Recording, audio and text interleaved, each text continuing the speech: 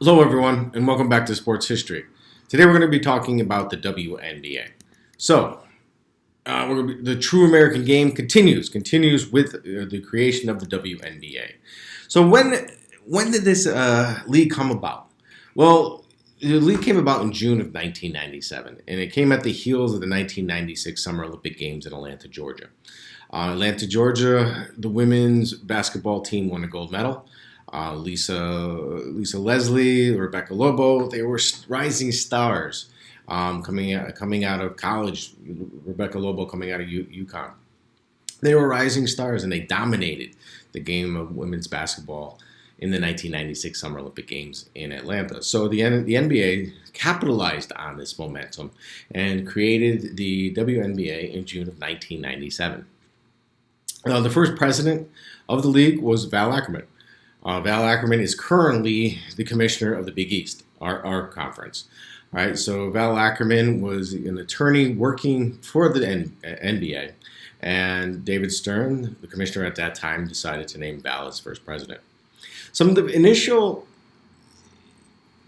interesting things that they did to get this league off the ground was they decided not to compete against or cannibalize the NBA, so they decided to play during the summer months. Right, and this was a smart thing for them to do, right? Because they wouldn't be competing against the NBA. The arenas would be open or be available because the NBA wouldn't be playing in the arenas at the time, and it also they could get some TV coverage.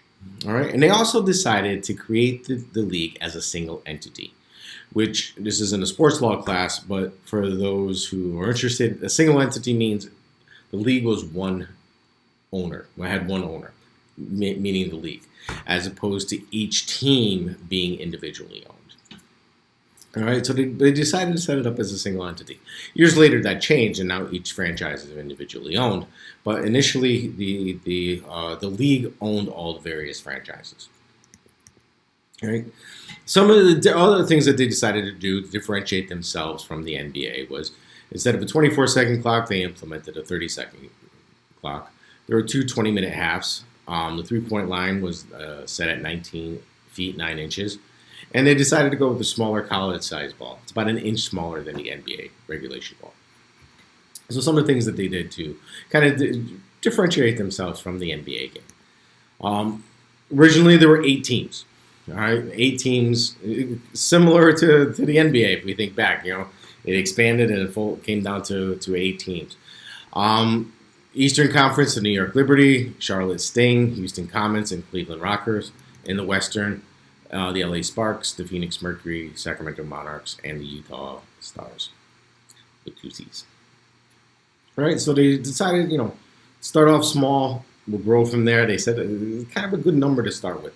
Kind of spread throughout the country also. As you know, the original 8 teams is now expanded to now we have 16 teams in the NBA.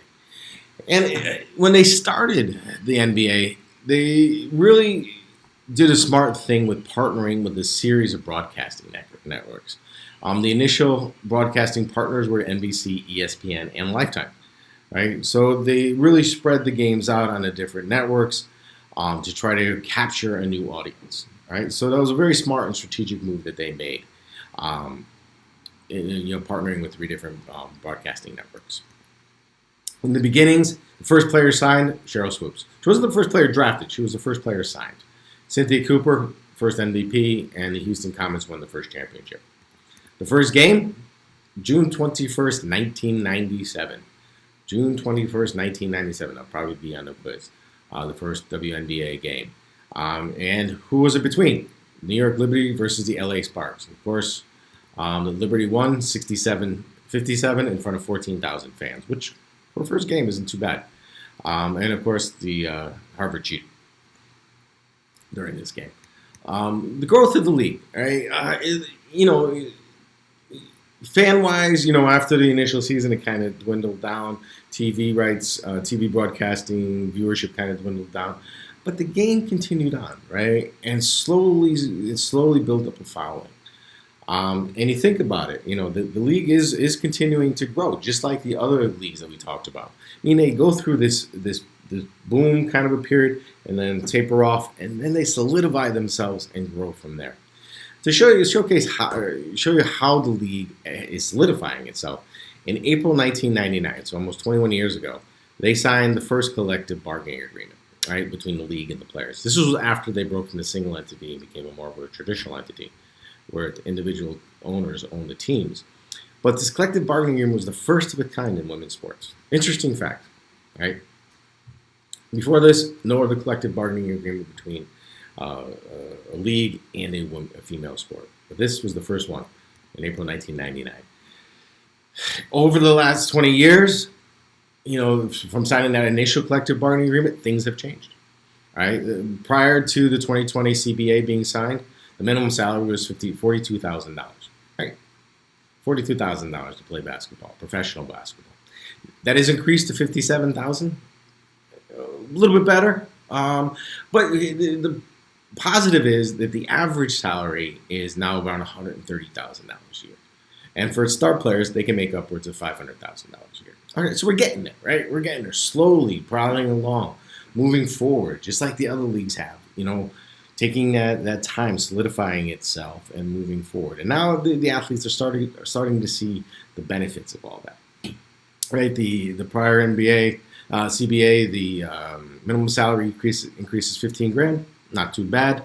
Not great. Not too bad. Average salary is around 130. Star players making around $500,000. But look at this in comparison with what the NBA players make. All right, first year rookie salaries in the WNBA. Wow, big difference between the two. All right, so there's still a long way to go, but we're getting there. Okay, the NBA is moving forward. It's moving into its second generation now. It's solidifying itself. It is getting viewership is up, attendance is up. A lot of great games to watch. A lot of great players to watch. So, all right, brief history of the WNBA. Any questions, comments, or criticisms? Please feel free to contact me. Take care.